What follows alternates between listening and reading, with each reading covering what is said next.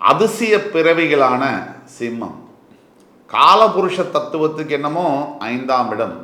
இந்த சிம்மத்துக்கு தற்சமயம் 7இல் ராகு, 8இல் சனி, அஷ்டம சனி, 11ஆம் வீட்டில் குரு, 12ஆம் வீட்டிற்கு ஜூன் 2 முதல் வரப்போகிறார் விரயஸ்தானத்துக்கு.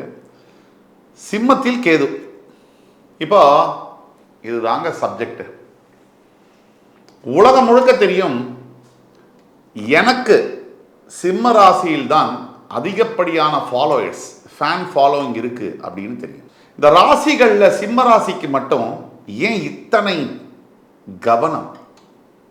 12 ராசியிலேயே சிம்மம்னு சொன்னாலும் மற்ற 11 ராசியும் கவர்ச்சி அடைகிறாங்க.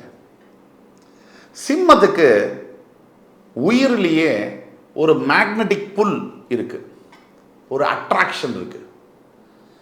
யாரையும் சுலபமாக கவர்ந்து இழுக்கக்கூடிய கவர்ச்சி சிம்மத்துக்கு இருக்கு.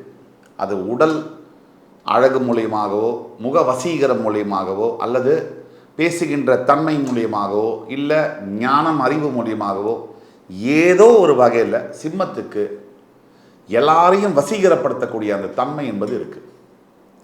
சிம்மம் ராசிகளின் ராஜாவுடைய வீடு. ராசிகளின் ராஜா யாரு? சூரியன். சூரியன் தான் பிரபஞ்சத்தை இயக்குபவர். சூரியன் தான் மத்தியில் இருக்காரு. அவரை சுற்றி எல்லா கிரகங்களும் இயங்குது.